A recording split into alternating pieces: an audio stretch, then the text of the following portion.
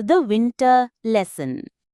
In a large forest, there lived two squirrels. एक बड़े जंगल में दो गिलहरियां रहती थीं। One was Daisy, who loved to play all day. एक थी डेजी, जिसे पूरे दिन खेलना बहुत पसंद था। The other was Nutty, who worked hard to store food for the winter. दूसरी थी नटी, जो सर्दी के लिए खाना जमा करने के लिए कड़ी मेहनत करती थी। One day, Daisy saw Nutty collecting nuts and said, "Why are you working so much? Winter is far away." एक दिन डेजी ने नटी को खाना इकट्ठा करते हुए देखा और कहा, तुम इतना क्यों काम कर रहे हो? सर्दी तो बहुत दूर है। Nutty replied, "It's better to be ready now than wait until it's too late." नटी ने जवाब दिया, अभी तैयार होना बेहतर है, बजाय इसके कि जब बहुत देर हो जाए तब इंतजार करो। But Daisy just laughed and said, "I'll play now and find food later." लेकिन डेजी बस हंसी और कहा, मैं अभी खेलूंगी और बाद में खाना ढूंढ लूंगी। Days passed and something strange happened. दिन गुजरते गए और फिर कुछ अजीब हुआ। The weather turned very cold. A harsh winter came and everything was covered with snow. मौसम बहुत ठंडा हो गया। एक कठोर सर्दी आई और सब कुछ बर्फ से ढक गया। The trees had no fruits left and the ground was frozen. पेड़ों में कोई फल नहीं बचा था और जमीन जमी हुई थी। Daisy looked around, but all the food was gone. Daisy ने चारों ओर देखा, लेकिन सारा खाना खत्म हो चुका था।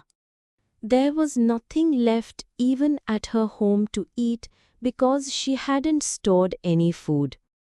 उसके घर में भी खाने के लिए कुछ नहीं बचा था, क्योंकि उसने कोई खाना जमा नहीं किया था। So, she went to Nutty's tree where there was still plenty of food. तो वो नट्टी के पेड़ के पास गई, जहां अभी भी बहुत सारा खाना था। Please, can I have some food? Daisy asked, shivering. कृपया, क्या मुझे कुछ खाना मिल सकता है? डेजी कांपते हुए पूछी। Nutty smiled and said, "I worked hard to store food." Nutty हंसी और कहा, मैंने खाना जमा करने के लिए मेहनत की। I tried to warn you. Now you see how hard winter can be. मैंने तुम्हें चेतावनी दी थी। अब तुम देख सकती हो कि सर्दी कितनी कठोर हो सकती है। You didn't listen, and now you have nothing.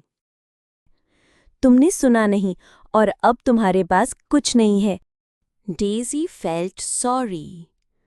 I should have listened. Thank you for teaching me. Daisy को अफसोस हुआ। मुझे सुनना चाहिए था। मुझे सिखाने के लिए धन्यवाद। Nutty smiled kindly. It's never too late to learn. Just remember, being ready for the future is always a smart choice.